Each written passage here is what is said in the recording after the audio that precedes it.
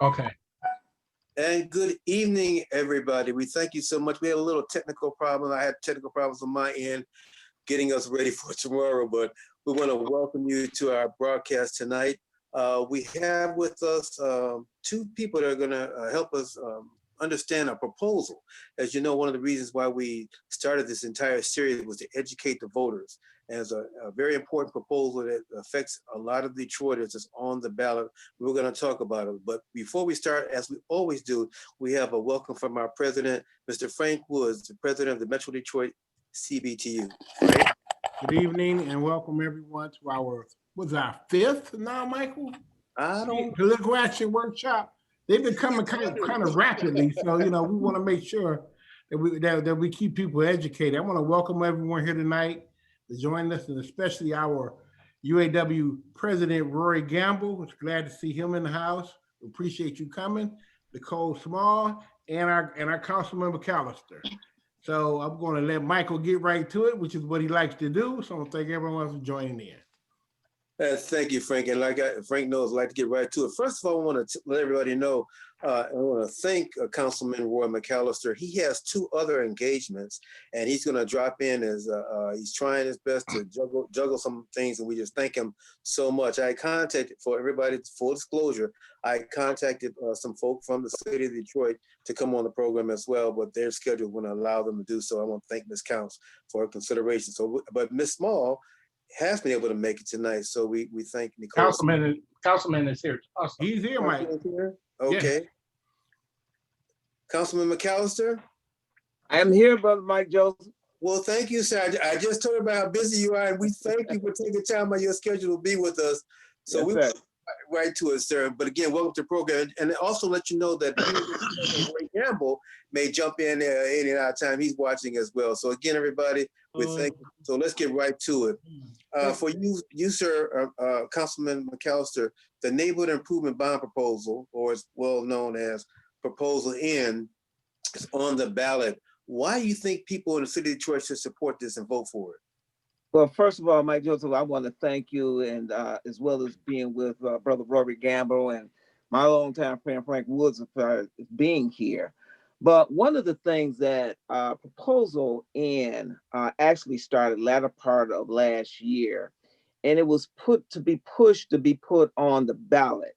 It came through City Council to discuss whether or not it be put on the ballot for the voters to vote on it.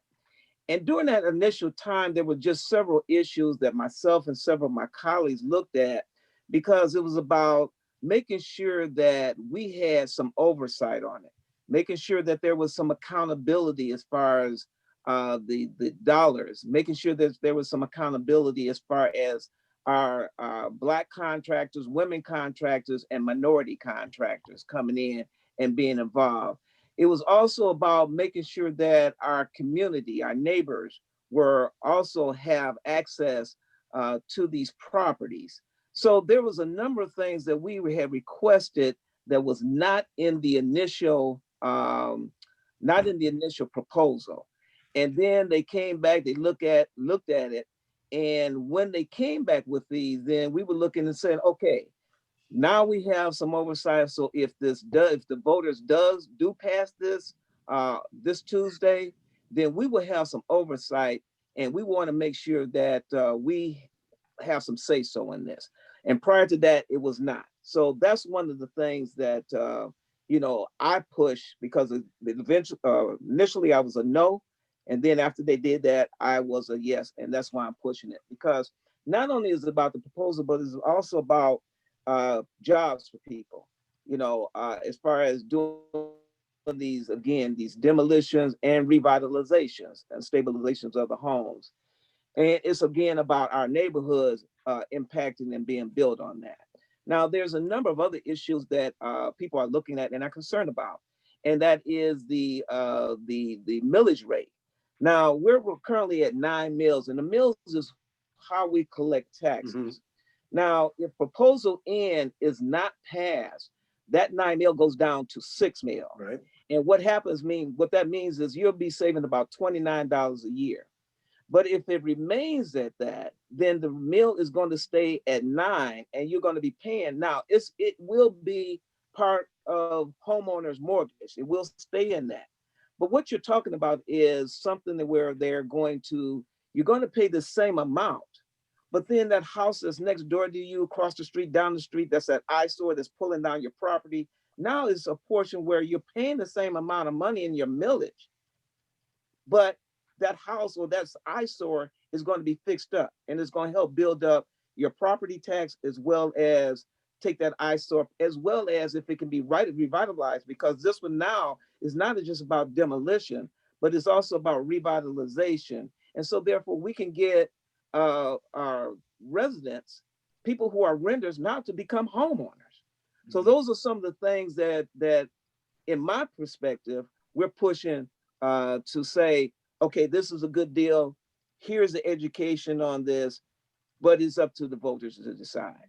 Okay, and just for voter information, specifically, the neighborhood improvement ban proposal in is that on the ballot, whether Detroit will $250 million of Detroit taxpayer dollars will go towards home demolitions and renovations. That'll be on the ballot on the 2nd. The existing tax rate, as Councilman just talked about, will remain the same under the blight bond plan instead of dropping by the 3 mills. Nicole Small. Yes, how are you this evening? Good to see you, my sister, and thank you so much. So the Thank you. question I asked the councilman was why supporting it, why do you think we should not support this proposal? For a couple of reasons. I do agree with Councilman McAllister that last year, this bond was introduced to us under the Duggan $250 million demolition bond. It was introduced on September 16th to council, and publicly it was, and it was actually voted down November the 17th of 2019.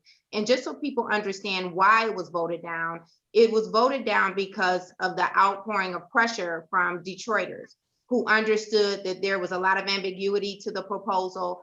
It did not have any safeguards for not only the Detroiters, the constituents who actually own property in the city of Detroit, who would be basically bailing out the city's administration due to their past misappropriation of funding for demolition. But then too, there were no safeguards to ensure that our people and who are Detroit residents actually get these jobs, and to make sure that our contractors get these jobs.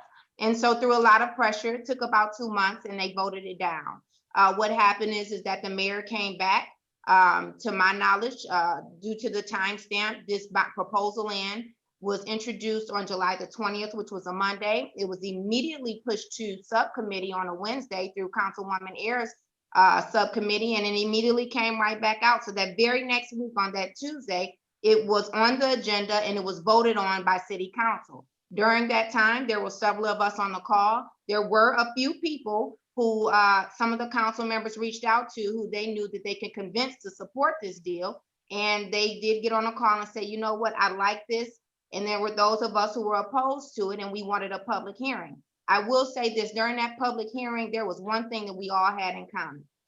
Even the people who supported it, they said the same thing. I just wish I had a little bit more time to actually review it and to be able to speak to my community members about it. And so Councilman McAllister was actually one of the council members who voted no to have a public hearing. So this whole education piece really concerns me, and it's a little confusing. If they wanted to educate the public, then they should have done that through a public hearing prior to making the decision to put it on a ballot. Now let's delve a little bit deeper into the actual language of proposal in. Yes, we brought 200. I want to go there next. Okay. Yeah, $250 million, and we would end up paying back closer to $500 million out of our taxpayers' money. And yes, the mills right now are at 9 mills for our property taxes, and they are absolutely scheduled to go down 3 mills. But this whole $29 reduction, I don't know where it's coming from. Michael, I have been on several calls for months with Mr. McAllister and other council members, as well as people from the mayor's administration. All of a sudden, as of 2 weeks ago, now it's just $29 and $51. That's not true. We stand to get a reduction of anywhere from $300 to over $1,000 for some properties. So let's be clear about that. And we're living in a city where over 50% of tax homeowners are already in a property tax arrangement. We can't afford not to have this reduction, is what you have to ask yourself. And then this is, it's a general obligation bond, but it will fall under the neighborhood improvement plan. So I just wanted to make that clear distinction. And the city has failed to provide the constituents who will be voting on this and who will be directly impacted by this bond if it does pass, with a couple of things. One being, we have some neighborhood improvement bonds that were still outstanding that we hadn't cashed in, and they were recently, $80 million of them were recently cashed in a couple of weeks ago. So how do we even know that we need to borrow the full $250 million? There's another $50 million that's allocated just specifically for demolition every year out of the general budget fund.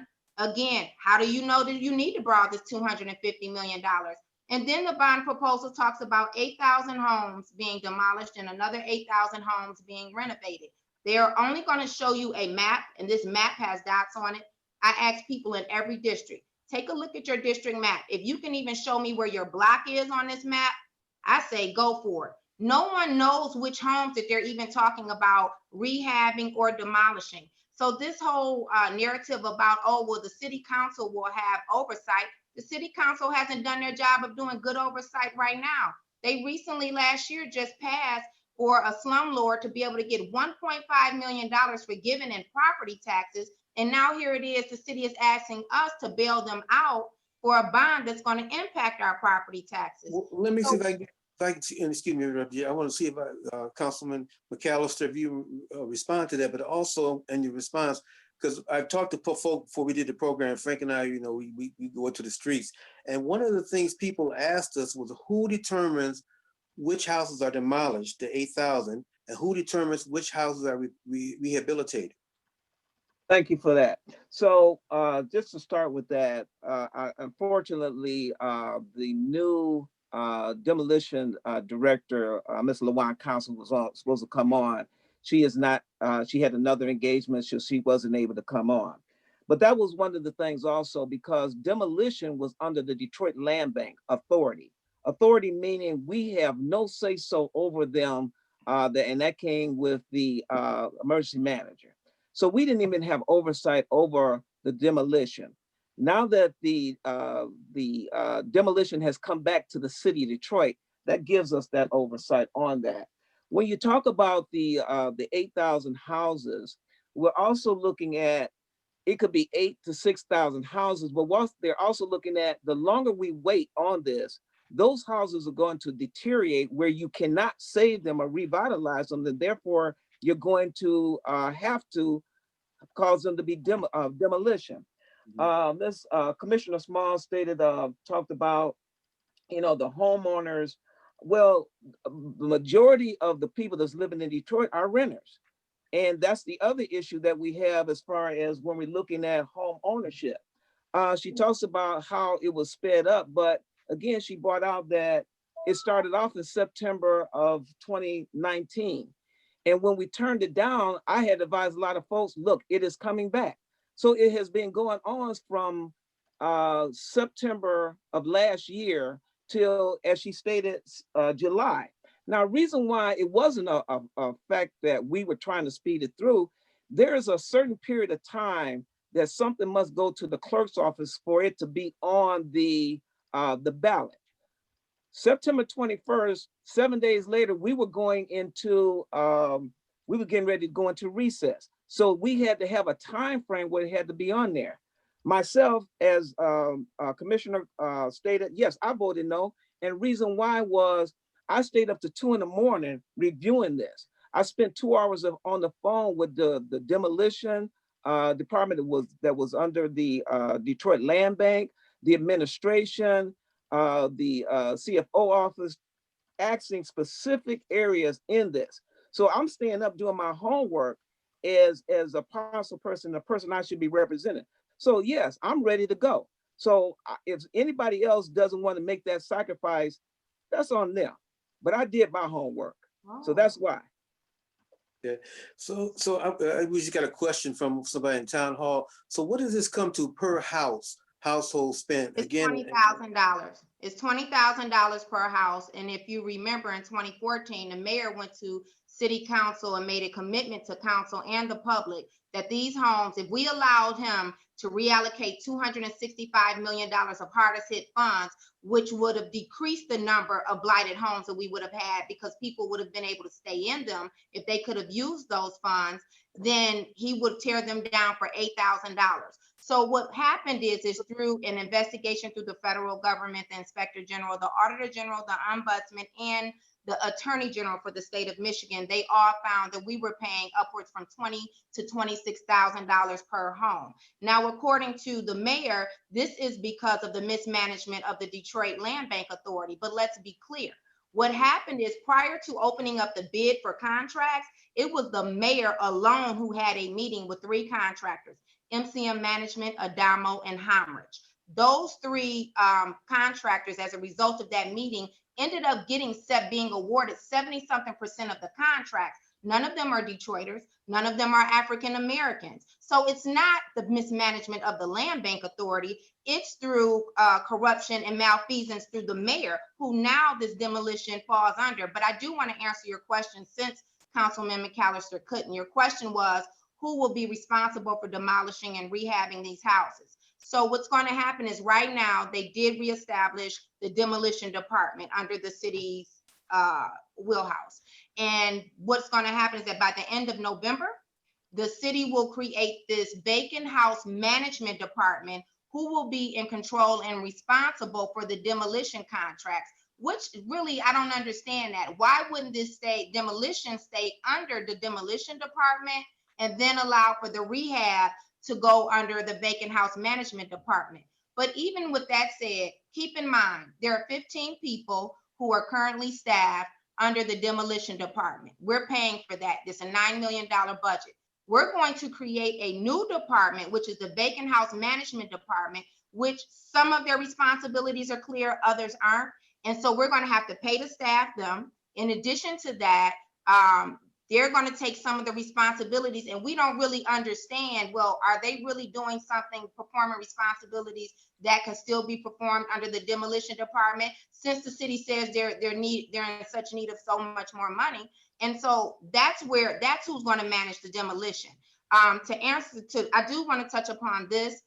No, if we knew that this bond was going to come back, I'm going to tell you this right now. It's the responsibility of our council persons to tell us that they were reviewing it. And for a council person to tell us that his questions were answers, I keep hearing him say, I. It's supposed to be about we, because we elect them. Ms. Small, let me give him an opportunity to respond.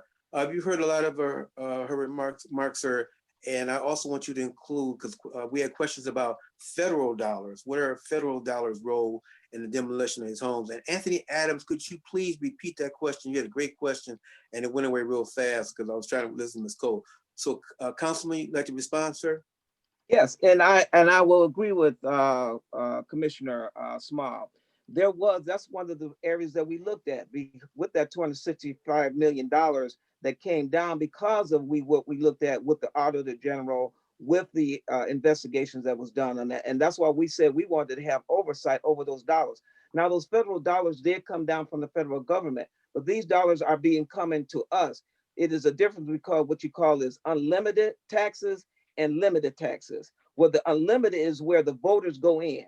The limit is where those federal dollars came down and was associated with. So I agree with her, yeah, because that's one of the reasons why we said, no, we're gonna have some oversight on that.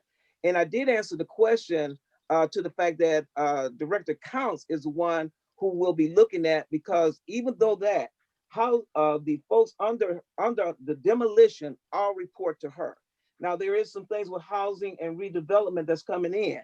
When we talking about the contractors, we were also looking at the contractors, because we wanted Black contractors, women contractors, and minority contractors to get these jobs, mainly Detroit-based contractors. If you look at now, when you talk about contractors doing demolition now, we have talked to contract and procurement, and we are saying, look, we do not want anybody outside the city of Detroit getting these jobs, because a lot of folks was coming from way up north. Some even was coming from out of state doing demolition. And we were saying now, It's about accountability. We want our Detroit folks to get those jobs. We want Black contractors, women contractors, minorities to get those jobs mainly based in Detroit. So yeah, we have been looking at that, and I agree with her. I don't disagree with her because that's one of the reasons why we turned it down.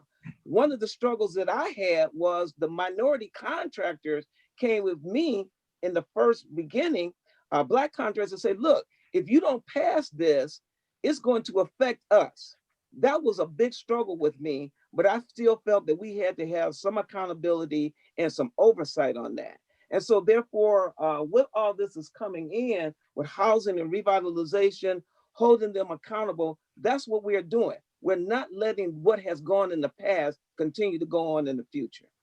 But Councilman McAllister, where does it say this in the language that Black Detroiters are going to get the contract? See, what the language actually says is 30% of the minority contracts will be set aside for minority businesses and Detroit-based businesses. So let's talk about that minority contractors. That could be a white woman who's the girlfriend, the daughter, the wife of a white suburban contractor who can just simply on paper say that she owns 51% of the business, and then that business owner will actually qualify for the 30% of the contract set aside. And see, this is the problem. There's not explicit language in this proposal. What it does say, and you will appreciate this, Michael and Frank being in the union, it talks about what their intentions are, what they hope to do, potentially what could happen. Like literally, these are the terms that are in this language. It is not explicit to say what shall happen, what must happen. And that's the problem that I have with it. Number two, are we really going to put ourselves in more debt to borrow $250 million and then to possibly pay back almost $500 million, and you don't even know where the homes are? Would you go and give someone a down payment and give them seed money, earnest money for a home, and you have never seen it? With the things that they're asking us to do, I mean, it's insulting, it's what I'm saying. But what we do have an opportunity to do today as a solution before we get off this call, we should vote no on this proposal. We should tell the city to, you know what, show us with the money that you have in the coffer right now, the $50 million. Plus, don't forget those other bonds that they just sold. They're not telling us what they're going to do with that $80 million. And in this proposal, there are no safeguards that explicitly say that those three contractors that overcharged us inflated prices of almost $20,000 extra per home will not be eligible to get any more contracts. It doesn't say that. Nor does it tell us what they're specifically going to do with this money, because it does fall under the neighborhood improvement plan. They can build bike lanes. Nicole, let me give them an opportunity to respond, because the whole purpose of this program is to provide information so people can make an educated decision about this. Councilman, if you'd like to respond to what she was saying, but I also want to have a caveat, because a lot of people have reservations because of the past property tax over assessments totaling like $600 million. People will not get their money back, and they're very leery, like a lot of things Ms. Small talked about, especially with the oversight control. What would you say to her, and well, not so much to her, but what would you say to us, the voting public? Well, the fact of the matter is that contracts go through Office of Contract and Procurement. And we have developed a relationship with Mr. Boise Jackson, who is the director of that. And that's why you're seeing a lot of Detroit and Black-owned contractors, women contractors that are getting these contracts now. And so that's the thing that we're pushing to go with that. So that comes there, and that has to be approved by council. So it's not just one individual or any individual. When you talk about the $600 million, what a lot of people don't understand is that $600 million did not all come to Detroit. It went to Detroit Public Schools, it went to the city of Detroit, Wayne County Community College, Wayne County, the zoo, and the libraries. So each one of those, when you look at the public schools, they cannot give that money back because that was to pay teachers, to educate people. So these are the things that we're looking at, and we're talking about moving forward with that. And that's why I say people need to vote yes on proposal N, because if you're looking at, if it does not pass, then how does it go forward? How does that home that's next to you get revitalized? How does that home next to you get taken care of? How does that lot that a person have, now that we're giving the community and the neighborhoods the ability to buy those lots, as opposed to giving somebody that's, and that part this also, giving somebody that lives outside, not outside, also outside the city, but outside the country, that's big buying these homes. And these are the things that we've been getting on them. Let the people in the city of Detroit have advantage. Let those renters now become homeowners. Let's bring that tax base in. So that's why I'm saying vote yes on proposal N. And that's where I'm going with. And sir, But we to have a answer question for your Anthony. question about the $600 million, what the city is telling you that if I steal money from you, Michael, and then I go pay my bills, DTE and Sprint and Verizon with it, then you need to go to Sprint, DTE and Verizon and get your money back. The money wasn't taken from the zoo. The money wasn't taken from the schools. The money was taken from the city of Detroit, and then they dispersed the money and paid it to those other entities, which also had a millage that was on the books. That's not our problem. So it's really insulting again to say that. And then the last part that I want to say is, listen, I too want demolition to happen. The question is, what can we do moving forward? What we can do is to vote no. The city should be responsible next year, which is a local election year. Isn't this bond only going to affect us locally? This isn't a state bond or a county bond. This is a city of Detroit bond. So this can go on the ballot next year. And what can happen is we can have a robust conversation for at least 30 days with the community. So these types of small little things we can get out of the way. I think what Councilman McAllister is saying is great. Yes, we all want local contractors to get the business, but we already know without it being in the language, we don't have a legal standing to stand on to go to court. All of this is word of mouth. We need something that's documented, that's in black and white. We need terms like the city shall, the city will. We just need more safeguards. It would just be a poor business decision to trust someone who is continuously manipulated our funds, and we just need more safeguards. And so therefore, why would you want to say, you're saying you want another month to talk about it when you've talked about it for over a year? Even you No, stated, we haven't talked about it for over a year. Since No, 2017, that's not true. since That's not September true. of Wait a 2019, minute. We you have ended talked this on about it, November the and then you 19th. continue Wait a minute. on. Wait, And that's Came why to I the say, city on go July the ahead, 20th. Miss So yes, don't Small, be and then Councilman disingenuous McCall, now. you can't Because overtalk I can each pull other. out the paperwork. You Miss said I can Small, pull out the Councilman, you paperwork. can't It overtalk says each other because July we the can't 20th. learn. so You So didn't talk to time me out, about time it. out, Bill, guys. Talk to me Hold about on, it. hold on, hold on. It's up to Y'all the making people. me feel Vote like yes. Chris Cuomo. So let's talk one at a time so the people can hear what you have to say. Right, she stopped. I got you. We'll She go with you, stopped. I Councilman, started. first, and then we'll come back to you, Miss Small. Councilman, sir. go ahead, sir. No, I'm finished. Okay, Miss Small, Thank go you. ahead, man. What I'm saying is that we have not had a year to talk about it. What happened is you can go on a city's website and you can see the date of the resolution is July the 20th. So any conversations that were being had were not being had with the public. Okay, if Councilman McAllister was having these conversations for a year, it surely wasn't with his community. I can tell you that. What I'm saying is the city of the mayor's administration submitted this proposal. It didn't come from the city, so I'm not going to put that on them. It did come from the mayor's office, and it was time stamped for July the 20th, which was a Monday. It then went to the subcommittee, which is chaired by Councilwoman Ayers. They immediately pushed it out, and then we came in on it, the public, some of us who knew about it, on July the 28th. So don't tell me we had a whole year to talk about it. No one even told us, listen, Duggan is right now, he's drafting another version called Proposal N. We didn't know. All we know is that there was some type of press conference of which we weren't invited to. And so don't be disingenuous and say we had a whole year. When you shut it down on November 19th, it's your duty and responsibility to come back to the people and give us adequate time to be able to digest the information. Never do you get to make those types of decisions that's going to cost the city $500 million without having a public hearing. Now that's what happened. I don't have to argue about it. I can show you the paperwork. And I agree with you. And also, can I just say one thing? Yes, you can. Go ahead, sir. Please. Commissioner McCall was down there when we voted it down, and everybody clapped, and she was there. So she just got through saying in September, and now she's trying to say that we didn't talk about it.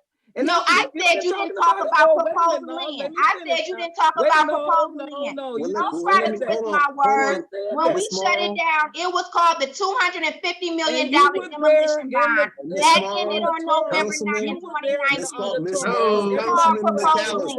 Councilman McAllister, we want to thank you so much for being here, because one of the things we have to do, we have to listen to each other and listen to all sides of the issue. There's good and bad, and I think people have heard both of your points. points that you eloquently spoke on both of them. Attorney Anthony Adams has some incredible questions. I'm sorry I couldn't get to them, sir. I'm probably have to have you come on the program with me and Frank and talk about it. But we are at the end of the program. And the most important thing, I'm going to give you all 1 minute each to give us one more reason why we should support or not support Proposal N. Ms. Small, 1 minute. Vote no. There's no safeguards in this language, and the city has continuously showed you that they will take advantage of you and your tax dollars. Thank you. Councilman McAllister? Thank you. Vote yes, because this is about building up our neighborhoods. It's about creating jobs for people, giving people home ownership, and moving forward. Vote yes. Thank you. I want to thank both of you for coming on, especially you, Councilman McAllister, because I had difficulty getting people to come on the program to talk about this issue. And I thank you, sir, for your service to the city and coming on and explaining your point of view about your support for Proposal N. And the same thing, you, Ms. Small, I thank you so much. You were a catalyst to get this information on. You contact us at Michael and Frank. People need to know about this. We thank you so much on behalf of the CBTU membership and our executive board, again, and the city of Detroit, the people that live in that city.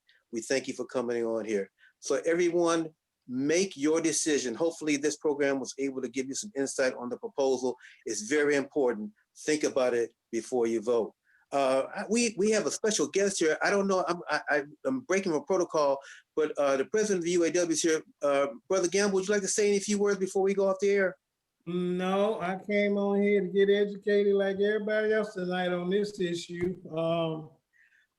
Just want to thank Councilman McAllister and Charter Commissioner Smalls on participating tonight, and everybody that tuned in. You know, we all could be doing something else, spending time with families, but it shows that special concern when you break out your personal time to participate in something like this. So thank you all for watching tonight, and thank you to our two special guests.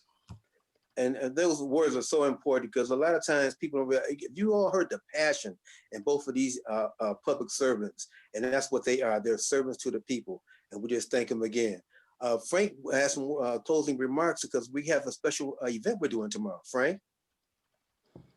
Okay, yes, we have a very special event going on tomorrow at the UAW Vote Center over on 15140 Livernois. I want everyone to come out. We have a special voter education and food giveaway for get everybody out to vote. Make sure everybody is well fed, and we also have COVID testing for those who haven't been tested for COVID. You need to come on out to 15140 Livernois at between 1 and 4 p.m. So come on out and support this organization and support the city of Detroit.